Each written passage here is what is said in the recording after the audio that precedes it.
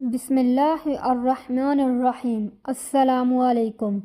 تاریخ میں اگر نظر ڈالی جائے تو بہت بہادر سلطان آئے جنہوں نے اپنے حصے کا کام سر انجام دیے اور گزر گئے، لیکن ان میں سے کچھ سلطان ایسے بھی تھے جنہوں نے اپنا سارا جیون اسلام اور مسلمانوں کے لیے وقف کر دیا تھا۔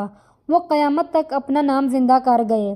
انسانی تاریخ میں اگر نظر ڈالی جائے تو بہت سے ایسے تاریخی واقعات ملتے ہیں جن سے معلوم ہوتا ہے کہ سلطانوں نے نہ صرف بہادری اور دلیری کے ساتھ سلطنت سنبھالی بلکہ بہادر اور دور اندیش کے علاوہ وہ ذہانت اور عقل مندی میں اپنی مثال آپ تھے۔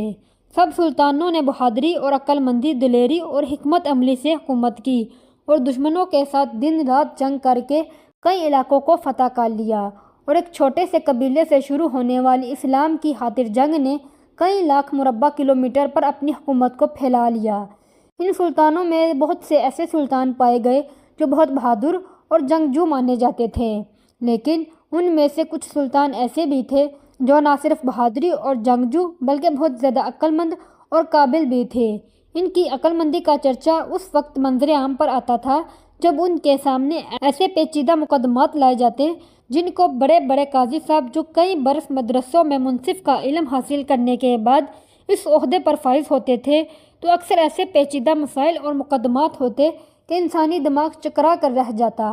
ایسے پیچیدہ اور عقل کو دنگ کر دینے والے مقدمات کا فیصلہ جب قاضی نہ کر سکتے تو سلطان صلاح الدین ایوبی بآسانی کر لیتے، اور جب وہ ان مقدموں کا فیصلہ اپنی عدالت میں سناتے تو قاضی حیران ہو جاتے کہ ایسا علم حاصل کرنے سے نہیں بلکہ یہ اللہ تعالیٰ کی طرف سے اپنے نیک اور خاص بندوں کو نصیب ہوتا ہے۔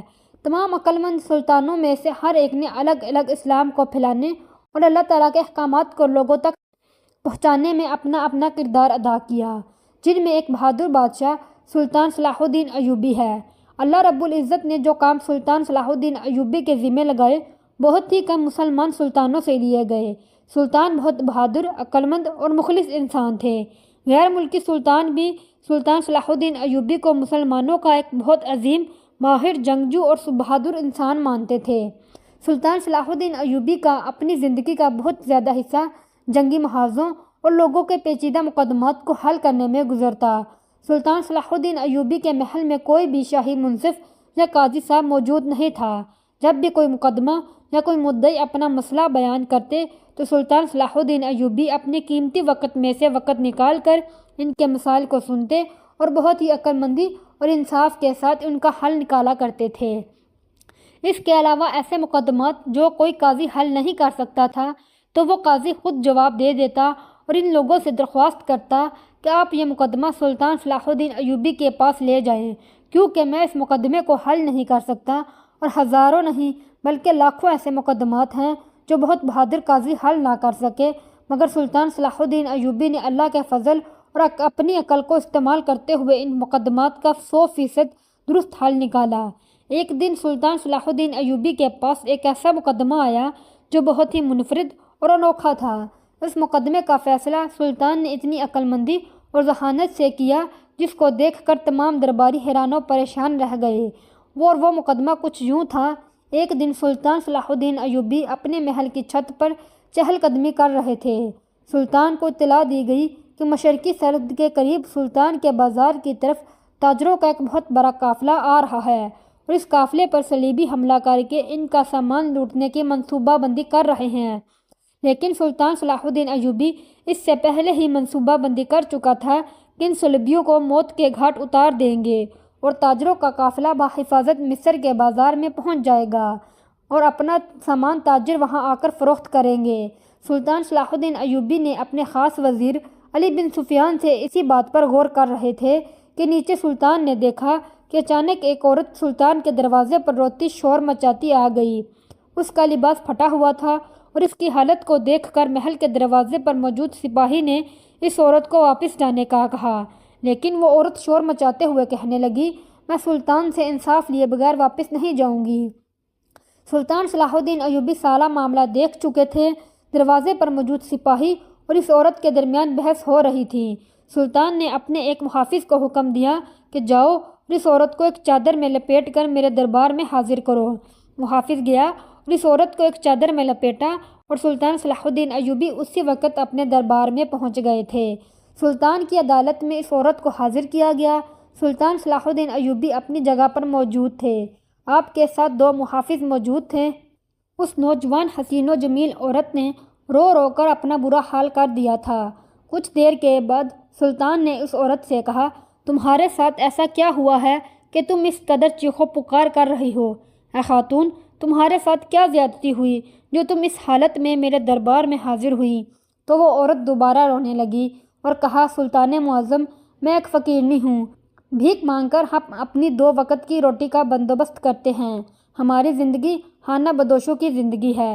کبھی ایک جگہ جھونپڑی لگاتے ہیں تو چند دنوں بعد پھر دوبارہ کسی اور جگہ پر جھونپڑی لگاتے ہیں۔ اکثر ہم جس جگہ جھونپڑی لگاتے ہیں تو وہ جس کی ملکیت ہوتی ہے وہ ہمیں وہاں سے نکال دیتا ہے یا پھر ہم سے بیجا کام لیتا ہے۔ ہماری زندگی کسی امتحان سے کم نہیں، لیکن ہماری اتنی مشکل زندگی ہونے کے باوجود آپ کی رعایا میں ایسے لوگ موجود ہیں جو ہمیں جینے نہیں دیتے۔ سلطان صلاح الدین ایوبی نے اس عورت کی جانب دیکھتے ہوئے کہا، خاتون، تم اپنا مقدمہ بیان کرو، آخر تمہارے ساتھ کیا ہوا ہے؟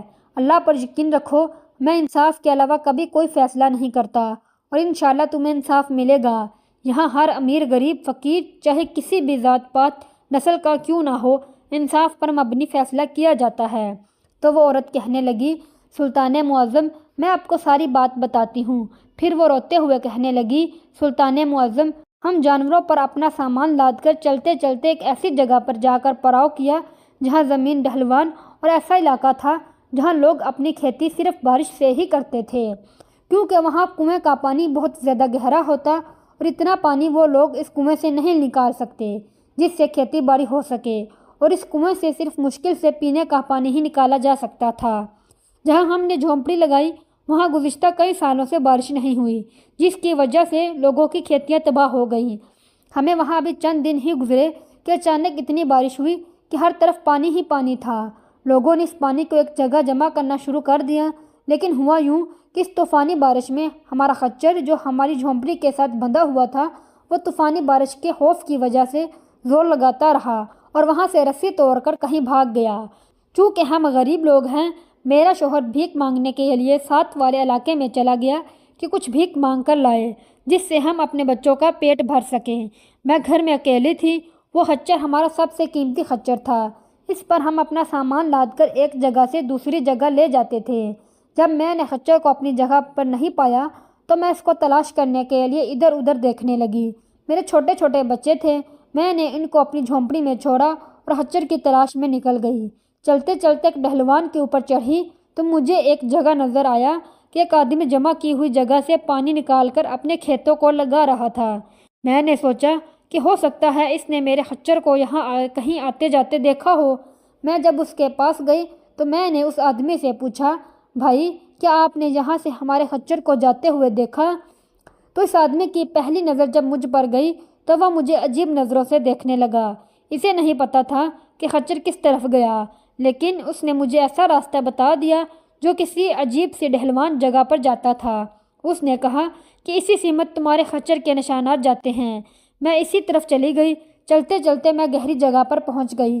جب میں پہنچی تو وہاں کوئی خچر موجود نہیں تھا، لیکن جب میں نے پیچھے دیکھا تو وہ آدمی جو کہ اپنے کھیتوں کو پانی لگا رہا تھا اور جس نے خچر کے بارے میں غلط راستہ بتایا تھا وہ میرے پیچھے آ گیا تھا۔ میں نے اس سے کہا، بھائی، تم یہاں کیا کرنے آئے ہو اور تم نے یہاں خچر کا بتایا ہے، یہاں خچر تو نہیں ہے؟ تو اس نے کہا، مجھے تمہارے خچر کا کچھ پتہ نہیں، میں تمہیں صرف ایک تنہائی کی جگہ پر لے کر جانا چاہتا تھا جس جگہ ہم دونوں کے علاوہ کوئی نہ ہو، تو کسی کو بھی پتہ نہیں چلے گا کہ تم شکل سے بہت ہی حسین ہو، اور تم نے مجھے زنا کی دعوت دی اور اس کے بدلے میں مجھے اس خچر کی قیمت کے برابر رقم دینے کا وعدہ کیا، اور کہنے لگا کہ میں تجھے اپنا ایک قیمتی گھوڑا دوں گا اور تم اس سے بھی زیادہ مال چاہتی ہو تو تجھے ہر رات مجھے اپنے جسم سے لطف اندوز کرانا ہوگا تاکہ میں اس کے بدلے تمہیں سونے کے سکے دے سکوں۔ میں بہت امیر زمیندار ہوں۔ اور اس نے کہا کہ میں تمہارے ساتھ زبردستی بھی کر سکتا ہوں، اگر تم پیار سے میری باتیں مانو گی تو تمہارا فائدہ ہے۔ میں نے اسے درخواست کی کہ ہم فقیر لوگ ہیں، بھیک مانگ کر کھاتے ہیں، میں ایک بھکاری ضرور ہوں، در در سے ہم لوگ مانگتے ہیں، لیکن میں بد کردار عورت نہیں۔ اگر زنا ہی کرنا ہوتا تو مجھے مانگنے کی کیا ضرورت تھی؟ میں اپنا جسم تمہیں نہیں بیچ سکتی، میں اپنے شوہر کو دھوکہ نہیں دینا چاہتی اور نہ ہی اپنے خدا کو ناراض کرنا چاہتی ہوں۔ لیکن وہ آدمی طاقتور تھا۔ میرے انکار کرنے پر اس نے مجھے وہاں سے جانے نہیں دیا اور وہ آ کر میرے ساتھ زنا کرنے لگ گیا۔ میں نے اس سے بھاگنے کی کوشش کی لیکن اس نے مجھے وہاں سے جانے نہیں دیا اور میرے ساتھ بدکاری کرتا رہا۔ کافی دیر تک وہ میرے ساتھ بدکاری کرتا رہا۔ جب اس کی ہوس پوری ہو گئی تو اس نے مجھے جانے دیا۔ میں نے روتے اور چیختے ہوئے وہاں سے سیدھا ساتھ والے علاقے کے قاضی صاحب کے پاس گئی اور اسے ساری بات بتانے کی پوری کوشش کی، لیکن قاضی صاحب نے میرے ساتھ ہوئی زیادتی کو نہیں دیکھا بلکہ اس نے میری شکل و صورت اور میرے لباس کو دیکھا، اور قاضی کے سپاہیوں نے مجھے نکال دیا اور کہا کہ اتنا فارغ قاضی نہیں کہ بھکاریوں کے بھی مسئلے ہم حل کریں۔ انہوں نے مجھے وہاں سے دھکے دے کر نکال دیا۔ اب میرے پاس اور کوئی راستہ نہیں تھا۔ جب مجھے اور کوئی راستہ نہ دکھائی دیا تو میں اتنا لمبا صفحہ طے کر کے آپ کے دربار میں حاضر ہوئی۔ ابھی یہ ساری تفصیل وہ عورت بتا ہی رہی تھی کہ اتنے میں سلطان کے سپاہیوں نے ایک آدمی کو سلطان صلاح الدین ایوبی کے سامنے پیش کیا، اور اس آدمی کا بھی کچھ اسی طرح کا مقدمہ تھا۔ اس نے جسم پر ایک چادر لپیٹی ہوئی تھی۔ جب اس عورت نے پلٹ کر دیکھا تو یہ وہی نوجوان آدمی تھا جس نے اس بھکارن کے ساتھ زیادتی کی تھی۔ جب اس عورت نے کہا اس آدمی کو دیکھا تو شور مچانے لگی اور کہا، سلطان معظم، یہی وہ بدکار زمیندار ہے جس نے میرے ساتھ زیادتی کی۔ تو اس کو وہاں دیکھ کر وہ آدمی بھی چلانے لگا اور کہا، سلطان معظم، میں آپ کے پاس اسی بدکار عورت کی شکایت لے کر آیا تھا۔ میں اپنے کھیتوں میں پانی لگا رہا تھا کہ اس کی نظر میرے خوبصورت گھوڑے پر گئی، تو اس نے مجھے کہا کہ تم اپنی گھوڑی مجھے دے دو، میں اس کے بدلے میں اپنا جسم تمہارے حوالے کر دوں گی۔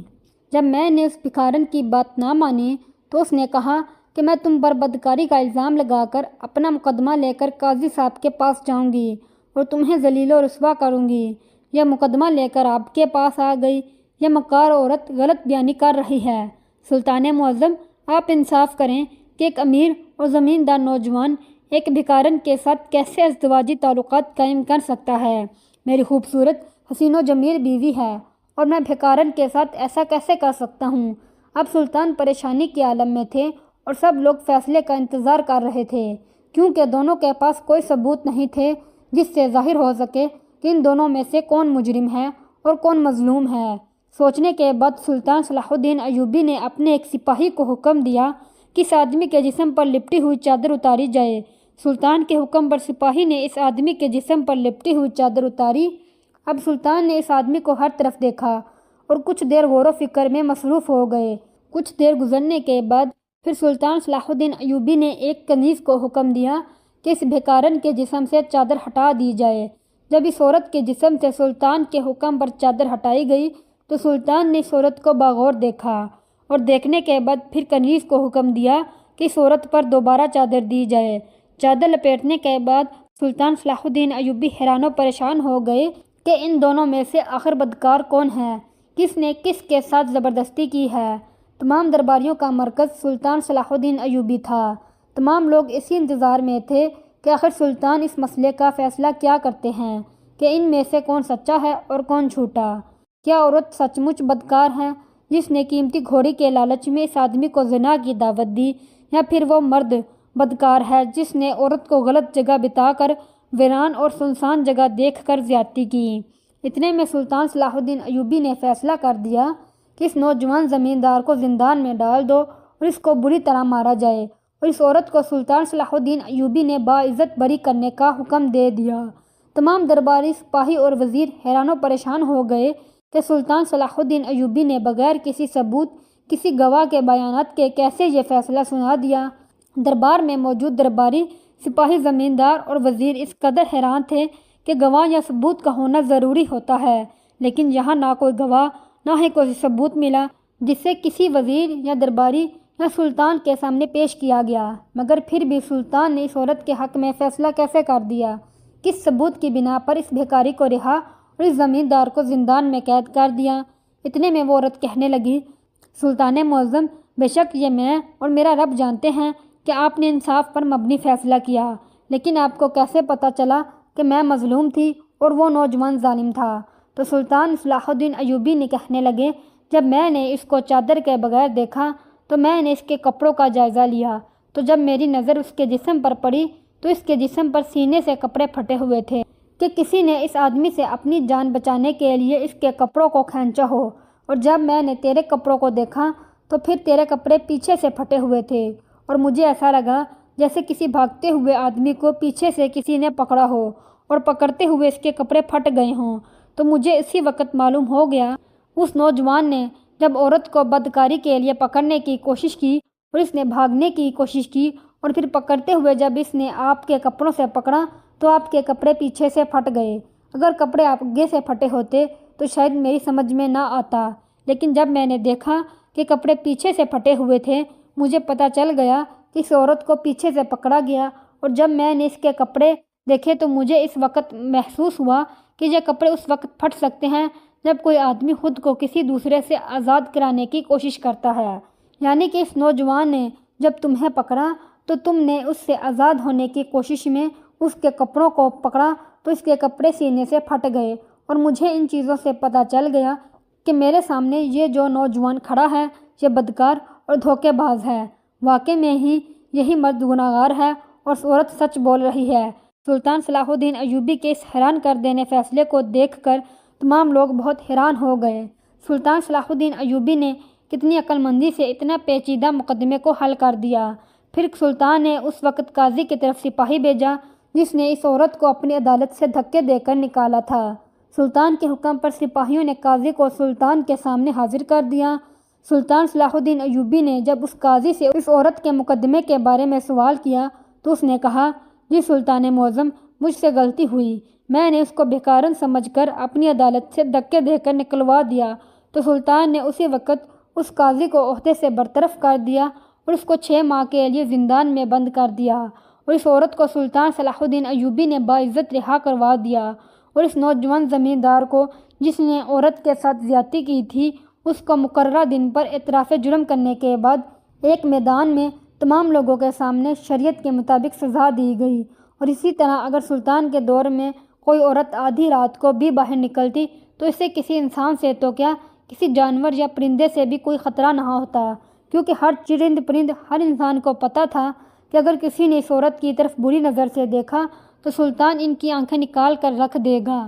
سلطان صلاح الدین ایوبی کا قول تھا کہ اگر کوئی شخص نماز روزے میں کوتاہی کرتا ہے تو یہ اللہ کا معاملہ ہے کہ وہ اسے معاف کرتا ہے یا بخشتا ہے یا اس کو سزا و جزا دے گا، لیکن میری سلطنت میں اگر کوئی شخص بدکاری، جھوٹ، فریب، چوری کرے گا تو اسے اپنے کیے گئے جرم کی سزا ضرور ملے گی، کیونکہ اس سلطنت میں ہونے والی کوئی بھی برائی، بدکاری، جھوٹ، چوری، چکاری، ان سب کی ذمہ داری میری ہے، کیونکہ اللہ نے مجھے یہ اختیار دیا ہے، لہٰذا میں ایسے لوگوں کو ان کے کیے کی سزا دنیا میں ضرور دوں گا اور آخرت میں اللہ ان سے الگ حساب کتاب لے گا۔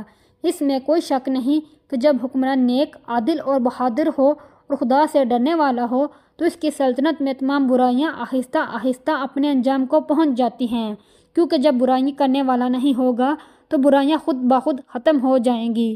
اللہ تعالیٰ سے دعا ہے کہ اللہ تعالیٰ آج کے دور میں کوئی ہمیں اس سلطان جیسا حکمران عطا فرمائے، آمین۔